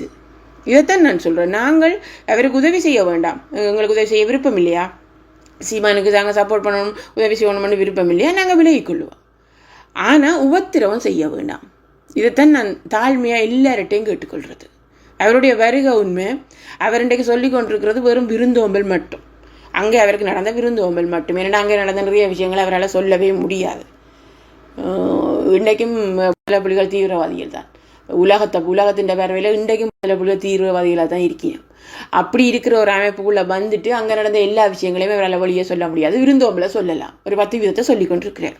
அண்மையில் ஒரு தம்பி அவற்றை ஒளிப்பதிவும் வந்திருந்தது. அண்ணன் நீங்கள் நாங்கள் நடந்ததில் 10 விதத்தை தான் சொல்லி கொண்டிருப்பீங்கன்ட்டு. நான் இங்கே எனக்கு நெருக்கமான என் சகோதரிகள் சில பேர்கிட்ட சொல்லுவேன். எப்போவுமே நான் இப்போ இல்லை 10 வருஷமாக தான் சொல்லி கொண்டிருக்கிறேன். அவர் கொஞ்சம் தான் சொல்லி கொண்டிருக்கிறார். அவர் ஒரு 10 வீதம் சொல்லி கொண்டிருக்கிறார். மிச்சம் ஒன்றுமே அவர் அங்கே வாய் திறக்க இல்லைன்னு சொல்லி. இதுதான் உண்மையிலே நடந்தது. நாங்கள் உதவி செய்யலைன்னாலும் பரவாயில்ல, உத்தரவு செய்ய விடுவோம். முடிஞ்ச வரைக்கும் அவருக்கு சப்போர்ட் பண்ணுவோம். நீங்கள் இந்த இடத்துல நீங்கள் எல்லாருமே கேட்கலாம், இப்போ நீங்கள் ஏன் சீமானை ஆதரிக்கிறீங்க, அவர் என்ன தமிழில் மடுத்தர போகிறாருன்றது. அதெல்லாம் பிறகு நாங்கள் பேச வேண்டிய விஷயம். இன்றைக்கு அவர் தமிழ்நாட்டை அவர் தண்டை கைக்குள்ளே கொண்டு வரட்டும். தண்டை மக்களுக்காக எவ்வளவோ செய்யணும்னு சொல்லி அவர் எங்கேயோ ஒரு வழி தனக்கென்று ஒரு வழி அமைச்சு போய்கொண்டே இருக்கிறார். நாங்கள் கற்பனை பண்ண முடியாத உயரத்துக்கு அந்த சீமான போய்கொண்டே இருக்குது. அதை நாங்கள் தடை பண்ண வேண்டாம். முதல்ல அவர் அதை செய்யட்டும். தமிழ்நாட்டுக்கான இனத்துக்கான ஒரு தமிழ் மீட்சிக்கான ஒரு வேலையை அவர் முழுசாக செய்யட்டும். அதிகாரங்கள் அவற்றை கைக்கு முதல்ல வரட்டும். அதுக்கு பிறகு என்ன செய்யறேன்னு சொல்லி நாங்கள் பேசுவோம். எங்களுக்கு தனிப்பட நான் சொல்கிறேன், அவருக்கு ஈழம் பற்றிய சிந்தனை என்ன இருக்குன்றது எனக்கு தெரியும். அதை அவர் எவ்வளோ நேசிக்கிறார், அவர் எவ்வளோ நேசிக்கிறார். அண்ணன் நேசித்ததை தான் எந்த அளவுக்கு செய்ய வேணுமென்ற எண்ணத்தில் இருக்கிறார்ன்றது தெரியும். ஆனால் அதுக்கு அவர்கிட்ட முதல் அதிகாரம் பெற வேணும். இப்போ அவர் தன்னுடைய அதிகாரத்தை எடுக்கிறதுக்கே நாங்கள்லாம் பெருந்தடையாக இருந்து கொண்டிருக்கிறோம். எங்கட சில பேர்கிட்ட பேட்டியல், அங்கே போராளிகள் என்ற போர்வேலை சில பேர் கொடுக்குற நேர்காணல்கள், அங்கே படப்பிடிப்புக்கு வந்தவ கொஞ்சம் பேரை சில பேர் கூப்பிட்டு நேர்காணல் கொடுக்கணும். இதுகளெல்லாம் அவருக்கு நிறைய தடைகளை ஏற்படுத்தி. இந்த தடைகளை தயவு செய்து செய்யாதீங்க. நாங்கள் அவர் எங்களுக்காக நிறைய இழந்திருக்கிறேன். ஒரு சாதாரண திரைப்பட இயக்குனராக தன் வாழ்க்கையை கொண்டு போகாமல் எங்களுக்காண்டி அவர் இழந்தது நிறைய.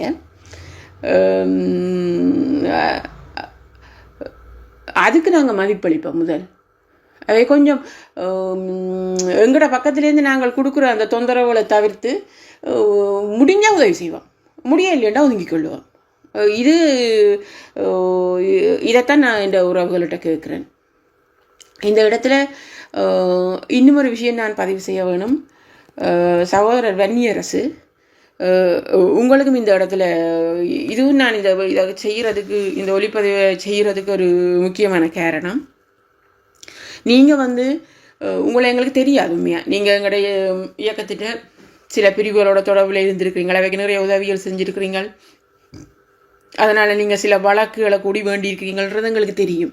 ஆனாலும் அங்கே இருக்கும்போது உங்களை எல்லாம் எங்களுக்கு தெரியாது. எங்களுக்கு நெடுமாறன் ஐயா தெரியும், குளத்தூர் மணியன் தெரியும், எப்படி சில பேரை தான் தெரியும். ஆனால் உங்களையெல்லாம் எங்களுக்கு தெரியாது. நீங்கள் உங்களோட தொடர்புடையவர்களுக்கு உங்களை தெரிஞ்சிருக்கலாம், எங்களுக்கு எல்லாம் தெரியும். ஆனால் உங்களை எல்லாம் எங்களுக்கு அறிமுகப்படுத்தினது சீமானன் தான். அவர் இந்த மீட்டிங்கில் கதைக்கும் போதே உங்களை பற்றியும் வேல்முருகனை பற்றி தான் நிறைய சொல்லியிருக்கிறார்.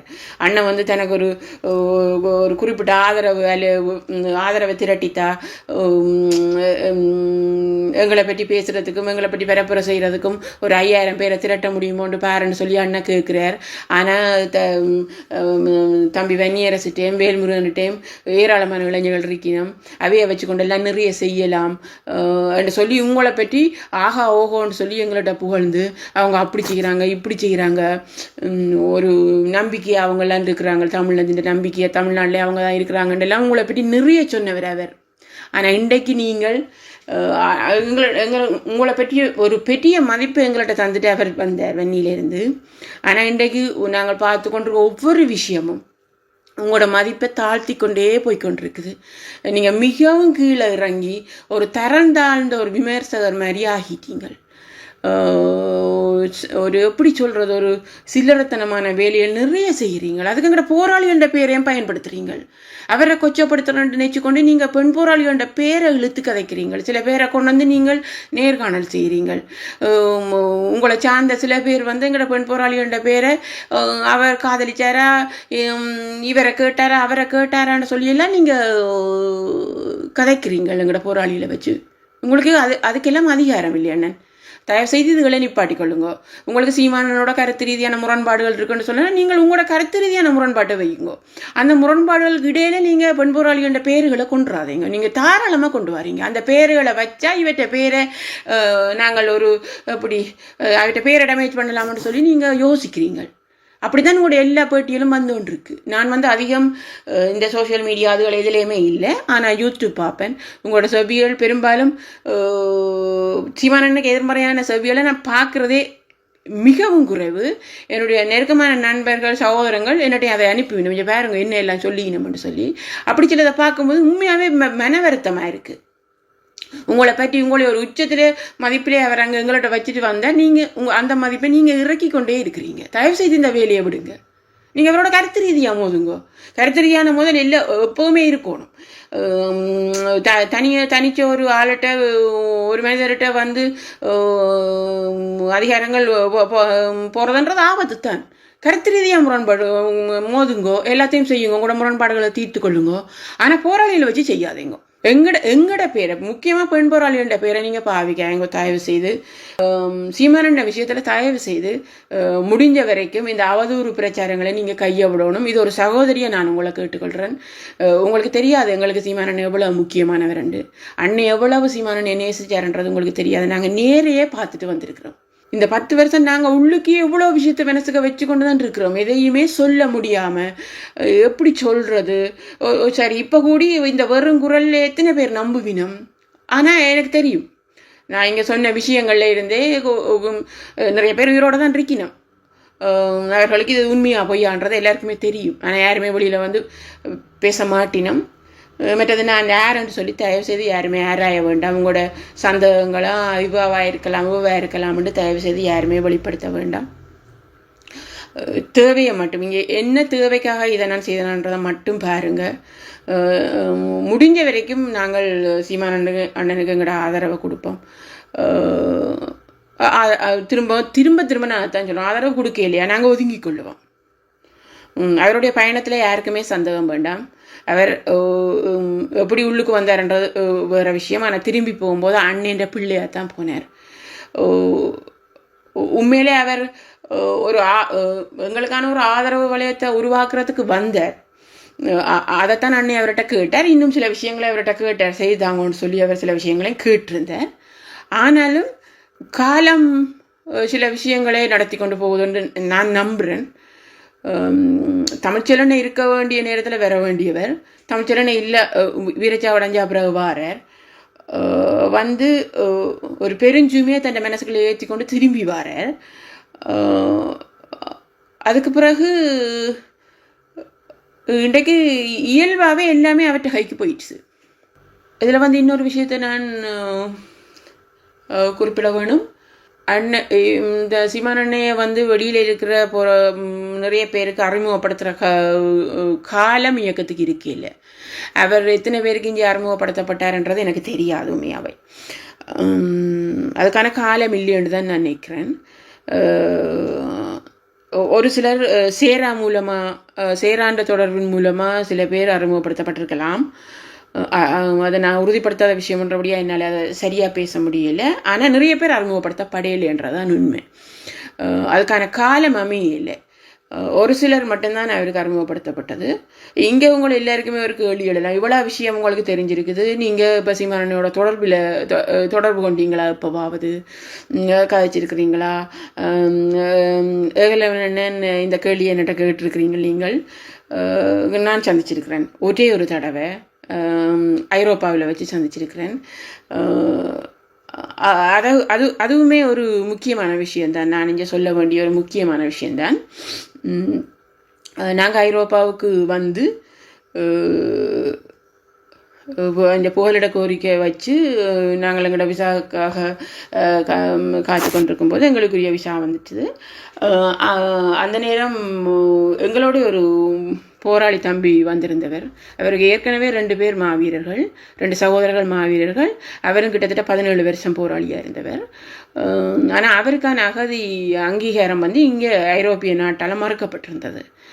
என்னுடைய வழக்கை கையாண்ட ஒரு ஐரோப்பிய வழக்கறிஞர் தான் அந்த தம்பின்ற வழக்கையும் வந்து கையாண்டு கொண்டிருந்தார். ஆனால் அவர்கிட்ட வழக்கு வந்து அவருக்கான எந்த ஆவணங்களும் இல்லை. இங்கே நான் ஒரு விஷயத்தை குறிப்பிடணும்னா, போராளிகள் யாருமே தப்பி வரணும்னு நினைச்சார்கள் இல்லை, தப்ப கிடைச்சவர்கள் தப்பிச்சினோம். வெளிநாட்டுக்கு வருவோம் அப்படின்ற எல்லாம் எந்த ஆவணங்களும் யார்கிட்ட கையிலேயும் இல்லை. அப்போ அவருக்கு வந்து சில விஷயங்களை உறுதிப்படுத்துறதுக்கான ஆவணங்கள் அவர்கிட்ட கையிலே இருக்கல. அதாலே அவற்றை அந்த அகதி கோரிக்கை வந்து நிராகரிக்கப்பட்டு அந்த வழக்கு வந்து சர்வதேச மனித உரிமைகள் அமைப்புக்கு வந்து கொடுக்கப்பட்டிருந்தது. முதல்ல வந்து சர்வதேச மனித உரிமைகள் அந்த வழக்கு எடுக்கல. ஆனால் பிறகு அவருடைய நிறைய விஷயங்கள உண்மை தன்மைகளை அவனே சில சாட்சிகள் மூலம் உறுதிப்படுத்தி கொண்ட பிறகு அந்த வழக்கை வந்து சர்வதேச மனித உரிமைகள் அமைப்பு வந்து ஏற்றுக்கொண்டு அந்த வழக்கை அவைதான் நடத்தினவை. அவை நடத்தும் போது அந்த வழக்குக்கு வழக்கறிஞர், இவர் சார்பில் வழக்கறிஞராக இருந்தது, எனக்கு வழக்கறிஞராக இருந்த அந்த அம்மையார் தான். அவள் ஒரு பெண்மணி. அந்த நேரம் அவள் என்னோட கொஞ்சம் நெருக்கமாக என்னோட ஏற்கனவே எங்களோட வழக்கமாக செய்தபடியாக அந்த தம்பின்ற விஷயங்கள் எல்லாம் கழிச்சு கொண்டு எனக்கு ஏற்கனவே அவரை தெரியும். அப்போ என்ன செய்யலாம்? அந்த நேரம் தான் சீமானண்ண ஐரோப்பிய நாட்டுக்கு வந்திருந்தார். அப்போ என்னட்டே அவங்க கேட்டது, உங்களுக்கு இப்போ இவரை சீமான் அன்னைக்கு அங்கேயே இவரை சந்திச்சிருக்கிறாருன்ற ஒரு உறுதிப்படுத்தல் கடிதம் உங்களுக்கு சீமான் அன்னை இந்த தம்பிக்காக வேண்ட முடியுமான்னு என்ன கேட்டாங்க. நான் சொன்னேன், நான் வேண்டுறேன். அதையொட்டி அவங்க ஒரு கடிதத்தை ஒழுங்குபடுத்தி, இப்படி இன்ன பேர் இவர் அங்கே இருந்தவர், அதை நான் உறுதிப்படுத்துகிறேன் அப்படின்னு சொல்லி ஒரு கடிதம் அவையே எல்லாம் அதை ஒழுங்குபடுத்தி என்னட்ட சந்திச்சுனா சீமானே நான் சந்திச்சேன். போய் இன்ன விஷயம்னு சொல்லித்தான் நாங்கள் சந்திச்சேன். நாங்கள் அவர் என்ன முதல்ல அடையாளம் கண்டாரான்றது எனக்கு தெரியாது. ஏன்னாண்டா அங்கே எங்களோட அடையாளங்கள் வேறு, இங்கே எங்களோட அடையாளங்கள் வேறு. ஆனாலும் என் பேர் அவருக்கு ஞாபகம் இருந்தது. ஞாபகம் இருக்குமான்னு சொல்லி கதைச்சார். அப்போ இப்படி ஒரு விஷயம். அப்போ இது இந்த அன்னையை சந்திக்க முன்னும் இந்த கடிதத்தை வந்து தடா சந்திரசேகரையாவும் அங்கே வந்திருந்தார் அவரோட. அப்போ அவரோட தான் அன்னை யாரோடைய இன்னொருத்தரோட கழிச்சு கொண்டு வந்தாலும் நான் அவரோட கழிச்சு கொண்டு வந்தேன். அப்போ இதுதான் ஐயா கடிதம், இது இருக்க பாருங்க. அப்போ சந்திரசேகரையா என்னிட்ட அது கேட்டார், அம்மா தம்பின்ற கடிதம், தம்பின்ற சைன் வந்து செல்லுபடியாகுமாம்மா, தம்பின்ற கையெழுத்து வந்து செல்லுபடியாகுமாண்ட நான் சிரிச்சு போட்டே சொன்னேன். அதை வாசிச்சு பாருங்க, அதை அவற்றை கையெழுத்து செல்லுபடியாகுமாண்டு ஹியூமன் ரைட்ஸுக்கு கொடுக்கலாமன்றபடியாக தான் நான் அந்த கடிதம் எங்களுக்கு அவை செய்து தந்திருக்கேன். ஹியூமன் ரைட்ஸ் தான் இந்த கடிதம் தங்களுக்கு கிடைக்கணும் விரும்பினதே அவை தான். அந்த மனித உரிமைகள் அமைப்பு தான் அது கிடைக்கணும் விரும்பினதுன்னு. ஐயா நீங்கள் கட்டாயம் பண்ண சைன் வைக்கலாம். ஏன்னாண்டா இங்கே எங்களுடைய ஒரு பிரதான பிரதிநிதியாக தான் சீமானண்ணா பார்க்கப்படுறார். அவர் அப்படி ஒரு பதிவு இருக்குது. ரெண்டாவிட்ட இளப்பயணம்ன்றது உலக அளவில் உறுதிப்படுத்தப்பட்ட ஒன்று தான். அதனால் சைன் வைக்கலாம்னா அப்போ அதுக்கு பிறகு தான் அப்போ அதுலேருந்து எனக்கு ஒன்று விளங்கினு சொன்னால், இந்த புலம்பெயர்ந்த போராளிகளை உறுதிப்படுத்துறதுக்கு முதல் கையெழுத்து நான் கொடுத்த கடிதத்துக்கு தான் வச்சிருக்கிறாருன்னு நான் நினைக்கிறேன்.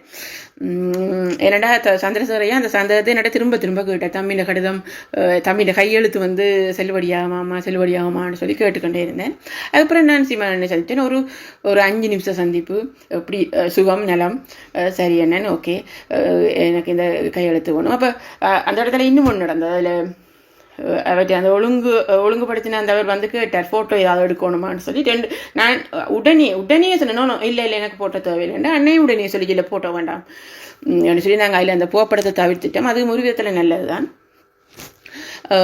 நான் அந்த காரியத்துக்கு சைன் பண்ணினேன். வேறு எதுவுமே பேசிக்கொள்ள இல்லை, வன்னியை பற்றி அல்லது கடைசி நேரங்களை பற்றி எதுவுமே. என்னடா ஒரு 5 நிமிஷம் சந்திப்பு, நான் பேசவும் விரும்பலை. எனக்கு அந்த போராளியை முதல் பாதுகாக்கணும். போராளியாக இருந்து வந்து ஏற்கனவே 2 மாவீரர் குடும்பத்தில் அந்த பிள்ளையாவது பாதுகாக்கணும்ன்றதான் என் நோக்கம் இருந்ததால் நான் அந்த கடிதத்தை வேண்டிக் கொண்டு நான் வந்துட்டேன். அதுதான் நான் அன்னையை சந்தித்தது. அதுக்கப்புறம் நான் அவரோட எந்த விதத்திலையும் தொடர்பு கொள்ளையில். ஆனால் ஒரு சந்தேகம் அந்த நேரம். அதில் நான் இன்னும் ஒரு விஷயம் குறிப்பிடணும் என்று சொல்லி சொன்னால், அவரை பார்க்கும் வரைக்கும் நாங்கள் அப்போ தான் ஐரோப்பாவுக்கு வந்திருந்த நாங்கள் பெரிய அளவில் எங்களுக்கு தொலைத்தொடர்பு சாதனங்கள் அப்படி எல்லாம் இல்லை. நான் ஒரு சின்ன டெலிஃபோன் வச்சுருந்தேன். நான் வெளியில் என்ன விஷயம் நடக்குதுன்றதெல்லாம் உண்மையாகவே எனக்கு தெரியாது. இந்த எங்கள் சம்மந்தப்பட்ட எந்த விஷயங்கள் வெளியில் நடக்குன்னு தெரியாது. அப்போ சீமானே பார்த்துட்டு இந்த வெளியில் யூடியூப் போல அதுகளில் என்ன விஷயங்கள் வருதுன்றது கூட எனக்கு அப்போ எல்லாம் தெரியாது. நாங்கள் எங்களோட தனிப்பட்ட பிரச்சனைகள், பிள்ளைகளோட பாதுகாப்பு, அதுகளை பற்றியே யோசித்து கொண்டிருந்ததால் வெளியில் என்ன நடக்குன்னு தெரியல. அப்போ நான் அவரை சந்தித்து போட்டு வரைக்கும் அதான் யோசித்து கொண்டே வரேன். இவரால் என்ன செய்ய முடியும்? அண்ணன் எந்த அறிமுகமும் வெளியில் பெருசாக செய்யப்பட்ட மாதிரி தெரியல. அண்ணன் இவ்வளோத்துக்கு இவரை நம்பிச்சுது. ஆனால் இவ எப்படி இதையெல்லாம் தாண்டி இந்த ஒரு தான் நிச்சயத்தை செய்ய போகிறாருன்ட்டு எனக்குள்ளேயே ஒரு கேள்வி. நான் அதோட விட்டுட்டு வந்தேன். ஆனால் உண்மையாக அதுக்கு பிறகு அந்த நான் சிவனை சந்தித்த பிறகு தான் அந்த வீடியோ எப்போ அந்த ஒளிநாடாக எப்போ வந்தேன்ட்டு எனக்கு தெரியாது. அதுக்கு பிறகு தான் நான் அந்த ஒளிநாடாவை கேட்டேன்னா சொன்னேன் சூசி என்ன சந்தோஷன்ற ஒரு தம்பிக்கு கொடுத்த அந்த ஒலி அந்த ஒரு செய்தி சிவன்கிட்ட சொல்லுங்க, அதை கேட்டு எனக்கு அது சொல்ல முடியாத ஒரு சந்தோஷமாக அது இருந்தது. என்று சொன்னால் இப்படி ஒரு விஷயம் நான் எதிர்பார்க்காதது. எந்த கவலையெல்லாம் பெரிய அளவில் இவர் அறிமுகப்படுத்தப்பட இல்லை, இவருக்கு சாட்சியாக எந்த விஷயங்களும் இல்லைன்றது தான் என் மனசுக்குள்ளே இருந்தது. எப்படி இவர் எல்லாத்தையும் செய்ய போகிறாருன்றது தான் இருந்ததே ஒழிய. ஆனால் அந்த எஸ்ஓனின் அந்த குரல் பதிவுன்றது ஒரு பெரிய நம்பிக்கையாக இருந்தது. நிச்சயமாக இது இவருக்கு பெரிய ஒரு உதவியாக இருக்கும் என்று சொல்லி நான் நம்பினான். ஆனாலும் ஒரு பார்வையாளராக மட்டுமே எல்லாத்தையுமே நான் பார்த்து கொண்டிருந்தேன். வெளியே பேசியே ஆகணுமெண்டு நிலைமையை வச்சது அனந்தி ஒரு பெரிய பின்னடைவை அவருக்கு அனந்தி செய்து விட்டுட்டா. அது எங்களோட பேரால். சகோதரி அனந்தியை திரும்ப திரும்ப கேட்குறேன், இது சம்மந்தப்பட்ட எதுவுமே பேசாதீங்க, உங்களுக்கு தெரியாது அங்கே என்ன நடந்ததுன்றது உங்களுக்கு தெரியாது. அண்ணேண்ட கவலைகளும் அண்ணேண்ட சுமைகளும் அதுக்கு சீமானன் எவ்வளோ வடிகாலாக இருந்தது எதுவுமே உங்களுக்கு தெரியாது, நீங்கள் பேசாதீங்க. நான் பெரும்பாலான போராளிகள்ட்டையும் அதையே தான் கேட்டுக்கொள்கிறேன். நாங்கள் பேச வேண்டாம். தன் பிள்ளையை தெரிவு செஞ்சுட்டு போயிட்டார். அண்ணன் தன் பிள்ளையை தெரிவு செஞ்சுட்டு காலம் அதைத்தான் எங்களுக்கு சொல்லுது. அவற்றை வழியிலே அவரை விடுவோம். நாங்கள் அவருக்கு இடையூறாக நாங்கள் நிற்க வேணாம். அதைத்தான் நான் திரும்ப திரும்ப சொல்லுவேன்.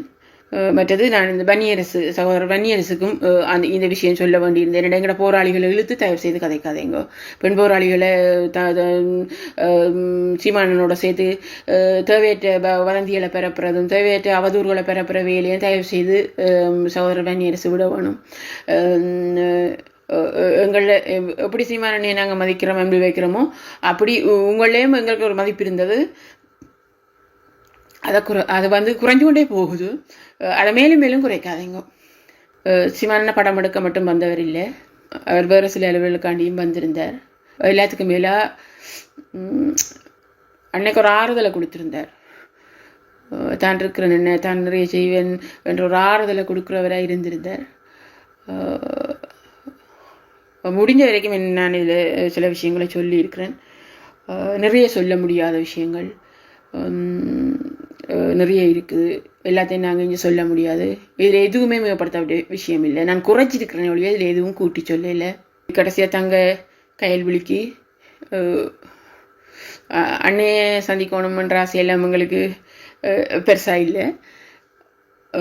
ஆனால் உங்களை எப்போ பார்க்கணுமென்று ஒரு விருப்பம் இருக்குது. நீங்கள் அவருக்கு மிகப்பெரிய பலம். உங்களோட திருமணம், அதன் பிறகு எல்லாமே நாங்கள் பார்த்து கொண்டு தான் இருக்கிறோம். மாவீரன்ற பிறப்பு எல்லாமே பார்க்குறோம். அண்மையில் நீங்கள் கொடுத்த எல்லாம் எது யூடியூப்லேயே எது வருதோ எல்லாமே நான் பார்த்துக்கொள்வேன். பார்க்க முடியலையா என்னுடைய வேலையில் நடந்து கொண்டு இருக்கும்போது அது என் காதில் ஒழிச்சு கொண்டே இருக்கும், போட்டுட்டு தான் இருப்பேன். நீங்கள் அன்னைக்கு பெரிய பலம். எனக்கு திரும்பவும் நன்றி. ஒரு மிகப்பெரிய ஒரு நீண்ட நாள் மனசுக்குள்ளே இருந்த சில விஷயங்களை இதில் பேச கிடைச்சது. நன்றி அண்ணன், நன்றி. எப்போவுமே சீமானனுக்கு தங்க கையல்விழிக்கு, சின்ன குட்டி மாவீரனுக்கு, பிள்ளைகளுக்கு, தங்கைகளுக்கு, தம்பிகளுக்கு எல்லாருக்கும் எங்களோட அன்பும் எங்களோட நன்றியும்.